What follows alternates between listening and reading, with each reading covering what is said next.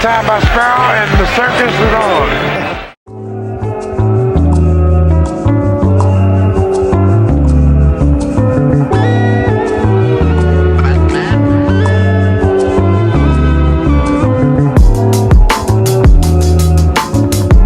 It's Tyler Knight, Tune Ty's Life. I'm about to be reacting to when Larry Bird faced the next Larry Bird. This was recommended by one of my subscribers, viewers, someone that's always commenting, recommending videos. Shout out to you. Yeah, this should be a good video. I reacted to Tom Chambers' last video.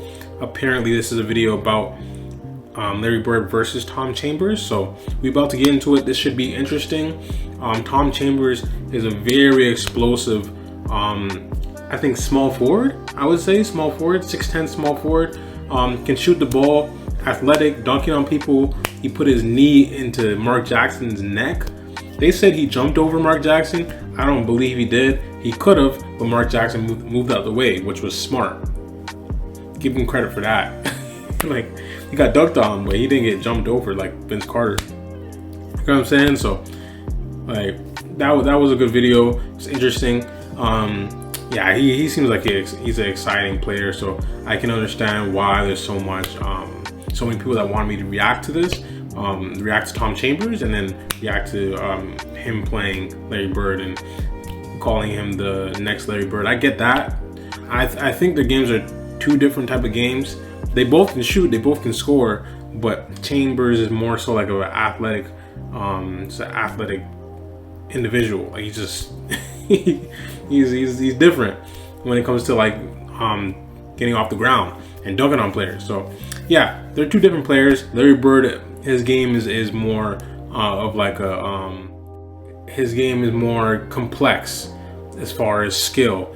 And then you got Chambers is more so athletic ability, and then he could shoot the ball to get to his mid-range, all that. But Larry Bird all around is not really comparable, you know what I'm saying? But Chambers nonetheless great talent. So yeah, we're about to get into it. Let's go.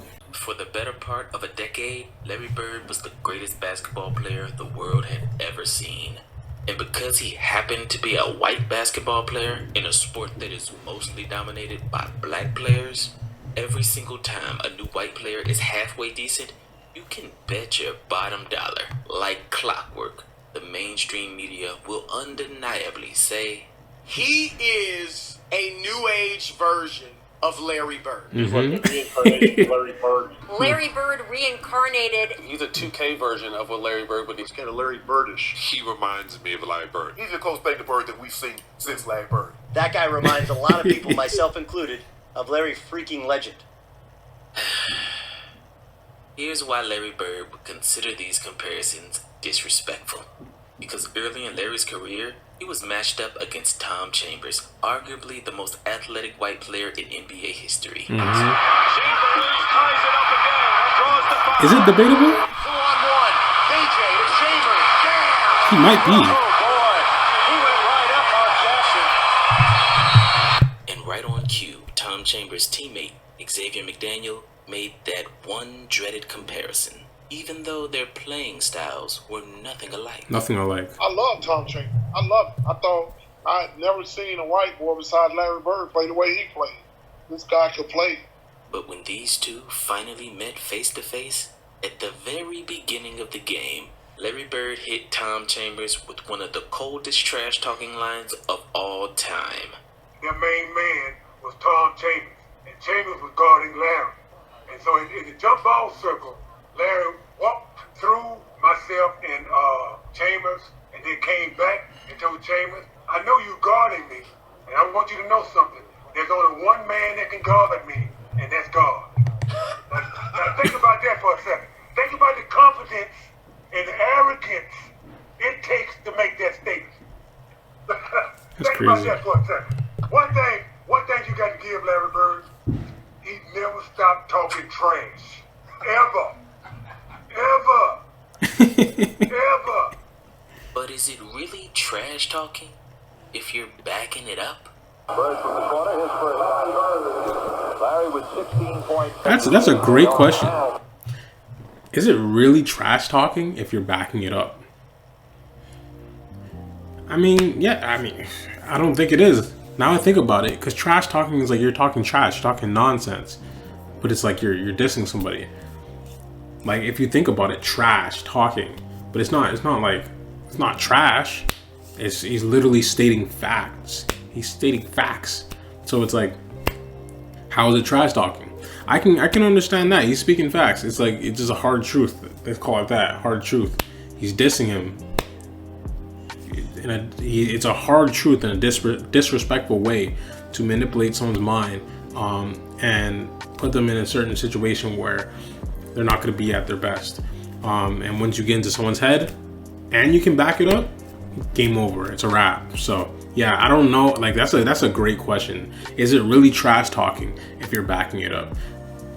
Answer that in the comments. Let me know. Is it really trash? Is Larry Bird really a trash talker, or is he someone that just speaks facts and it comes across disrespectful, and he does it intentionally to be disrespectful so he can get into your head?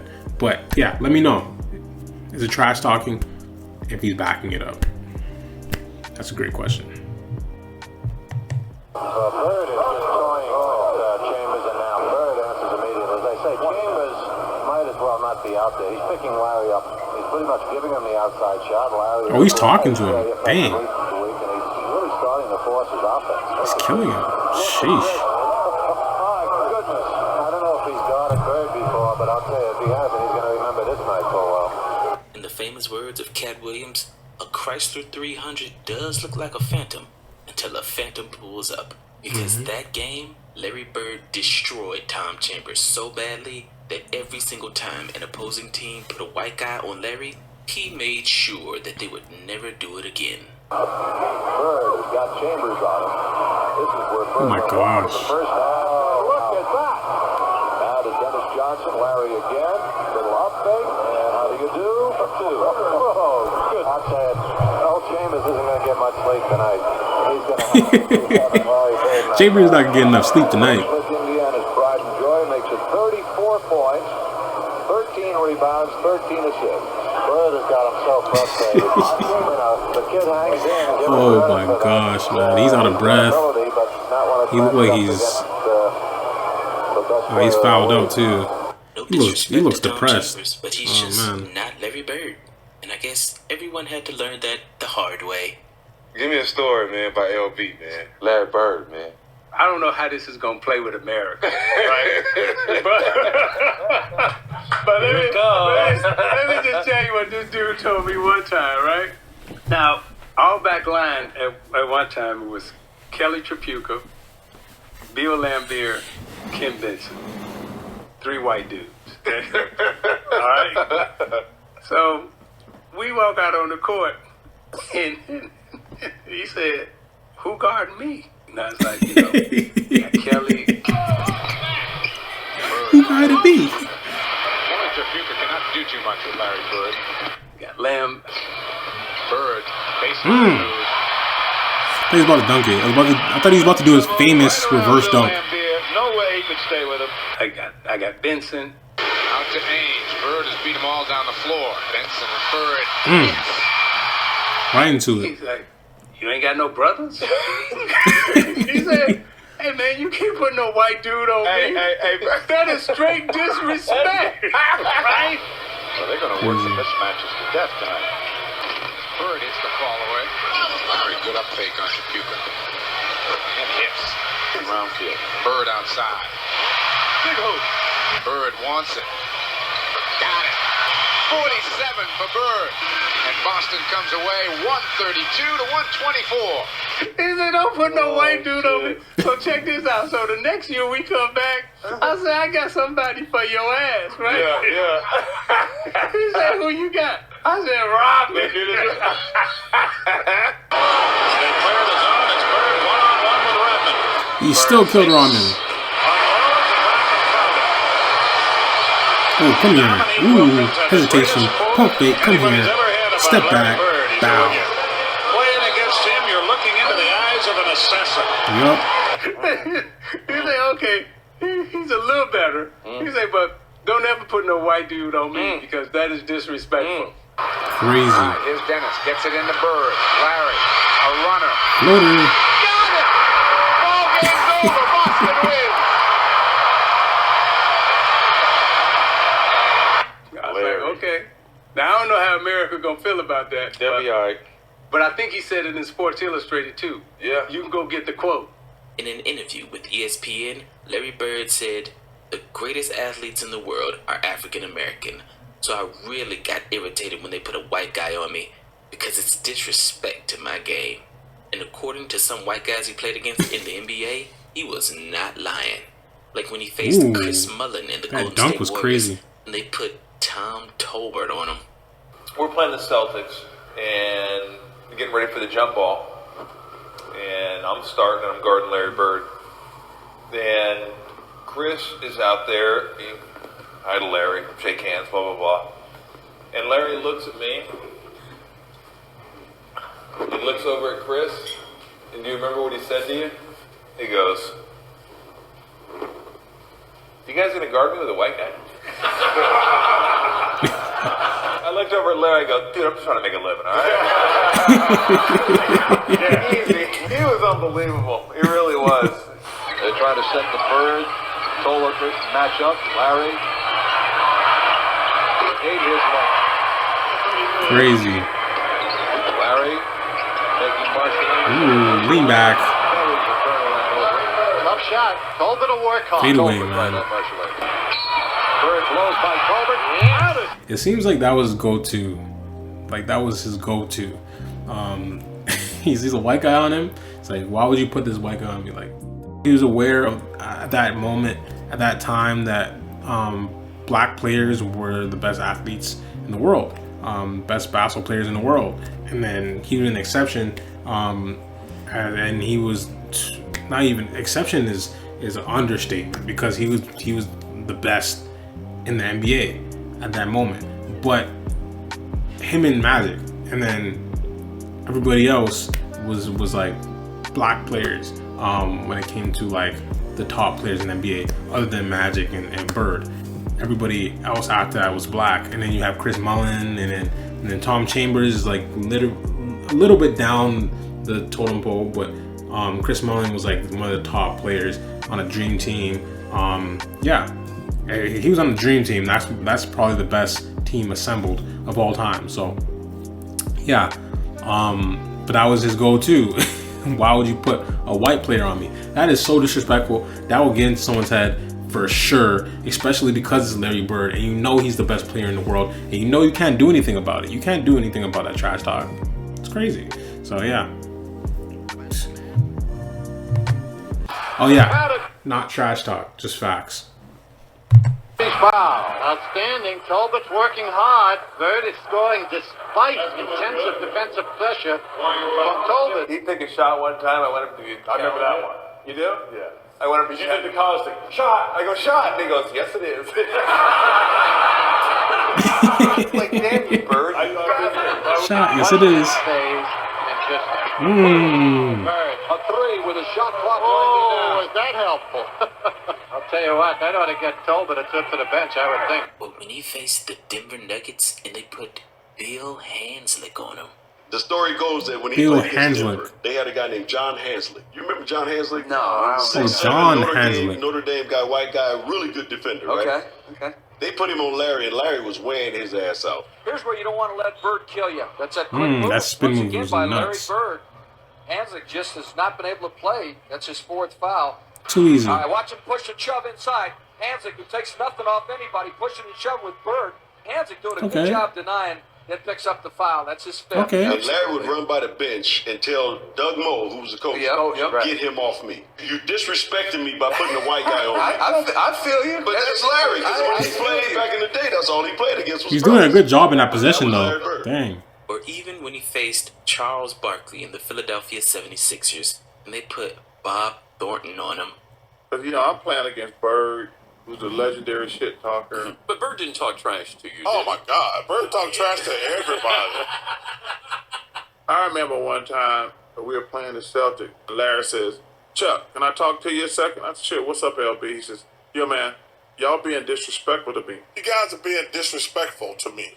And I says, what are you talking about? He's like, yeah, y'all being disrespectful. I said, what are we doing? He says, y'all got a white guy trying to guard me. I'm like, what? Bird wants the ball on Bob Thornton, who's in the game. Ooh. That turnover was nuts. Now, they need to put a speed guy on Bird. That was a good switch by Thornton that Oh time. my gosh, come here. He says, you guys are putting a white guy on me. That's disrespectful. I just started laughing. I had no comeback. And he says, hey, man. Yo, it's just crazy how Kobe's post game was so much like Larry Bird.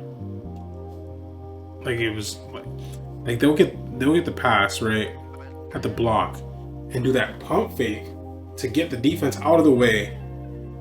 Right, they'll cut through, pump fake, and then get everybody out of the way and do his spin to his turnaround jumper. Kobe does that all the time. I feel like he studied Larry Bird. Like I can't even like.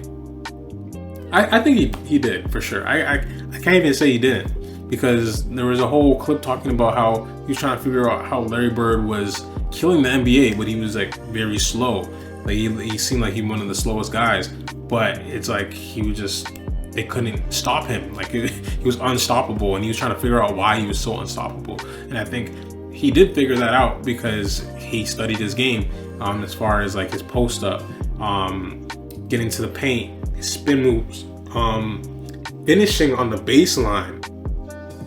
Kobe's finishing on the baseline, his signature move on the baseline is exactly what Larry Bird's signature move is on the baseline. Spin move, go baseline, and reverse on the other side. The defender is coming at you, and you just power up and slam it on the other guy that's guarding you.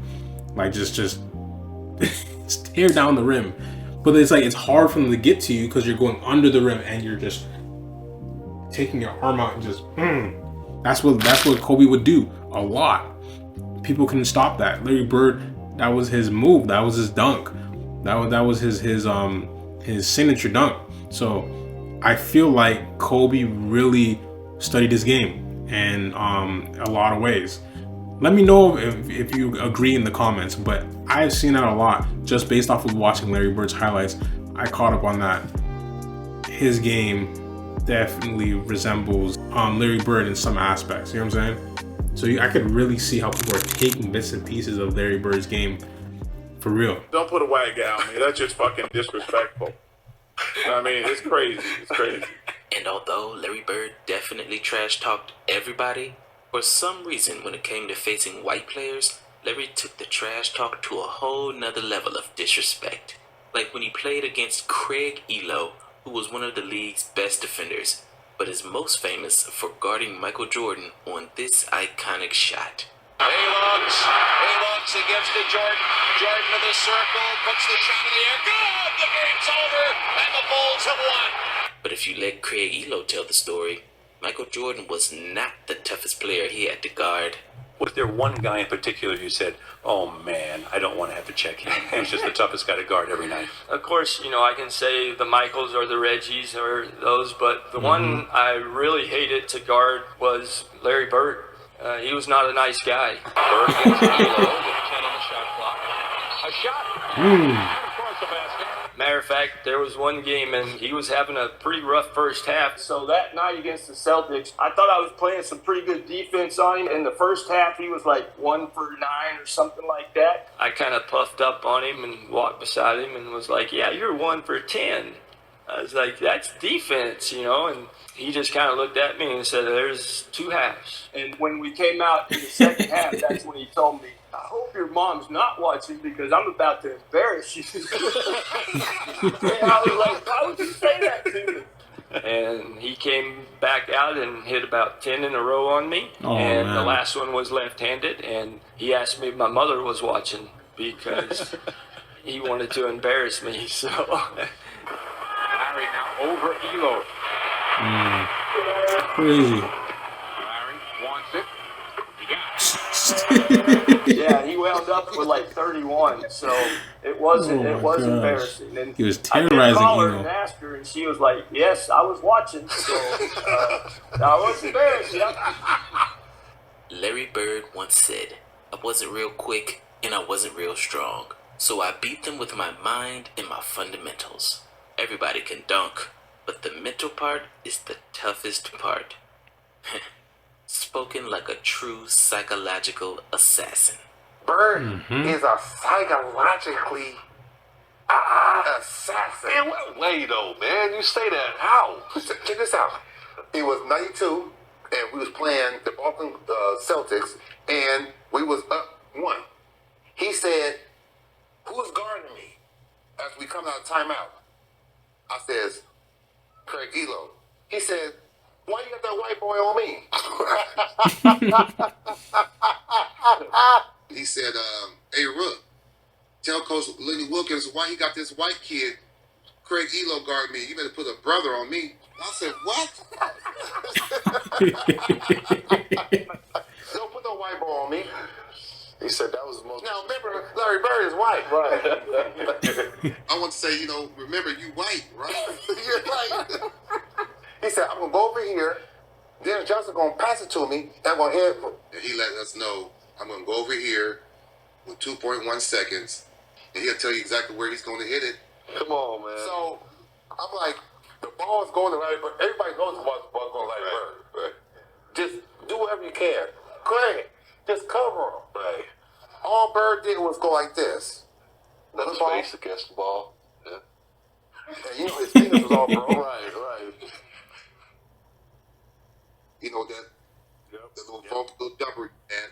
He hit the shot. All of them were jumping on, right? He was getting them off of him like this. He walked off and said, "Legend." And then he'll hit it, and he'll walk off. If you see some tapes, a lot of people was always jumping on him when he would make last-second shots, but everybody was surprised but him. He was a legend for real. I get a charge when I tell someone on the opposing team that I'm going to hit the last second shot and do it. That's what it's all about. And he aims to inbounds for the Celtics, trailing by 1, 2 seconds left. Into Bird, he fires. Up 1 foot is crazy. And the Celtics win! Unbelievable! Larry Bird at the buzzer! Larry Bird, a true legend. However, this last story is the best story, because facing his arch rival, the Los Angeles Lakers, Larry Bird said one of the greatest lines ever, because everyone knew that it was true. Well, I think everybody knows he's the biggest crap talker. The thing with Bird was he was an undercover talker. Okay. Like he talked right to you, and then or he'll go to your bench and tell him to talk trash to your bench. I think we were playing the Lakers, and he was killing them. Larry Bird fires away, and Bird with 10 points is the game's high scorer. And an experience giving birth to a healthy baby boy. Bird waits for Divac to come out, and then he nails it. And he went over to the bench.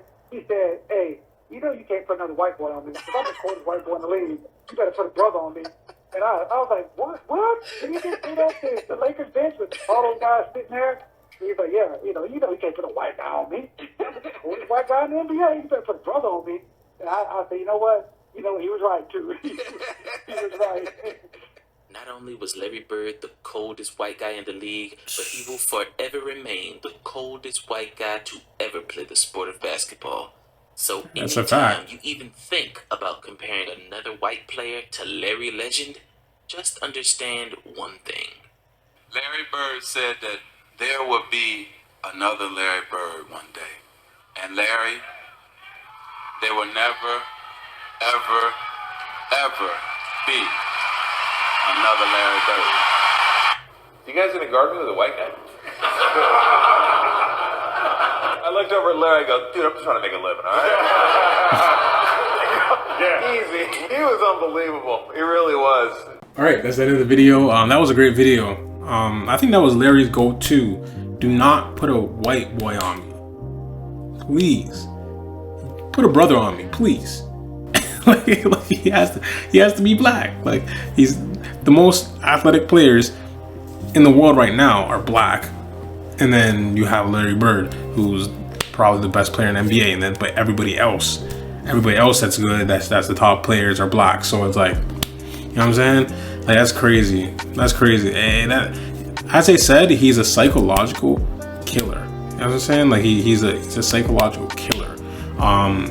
He'll get into your mind and derail you early in the game, like before even tip off. Like, he'll get into your head. He's talking trash before they even do tip off. Like, bro, it's gonna be the worst night of your life, like, type of thing. He's giving off that type of vibe. But like, when he's seeing white players, he's picking on them because it's like, he knows I can get into your head because I can make this a race thing because I'm white and I'm the best white player and it's not even close. And it's like, you better not put a white player on me or I'm gonna disrespect him. I'm gonna get in his head. I'm gonna back up when I'm talking, and I'm really going to embarrass him, especially if he tries to talk to me. Like, he's gonna have a nightmare type of game. He's not gonna be able to sleep the night after the game. You said so. Like, yeah, that was a good video. Like, comment, subscribe. Recommend any other videos you want me to react to. I'm gonna try to get some collab videos done, but maybe that's like later in the future. But we'll see. But yeah, just recommend videos. It doesn't have to be Larry Bird, but if there's anything to do with Larry Bird, that's cool too. Yeah, like, comment, subscribe. I'm gonna say a prayer. In the name of Jesus, I pray whoever is watching this video, allow them to be blessed from the crown of their heads to the soles of their feet, and allow them to get through any trials and tribulations throughout their life, and to lean on God, lean on Jesus, no matter what the circumstance. As you test them, as you put them through certain events in their life, allow them to understand that it's not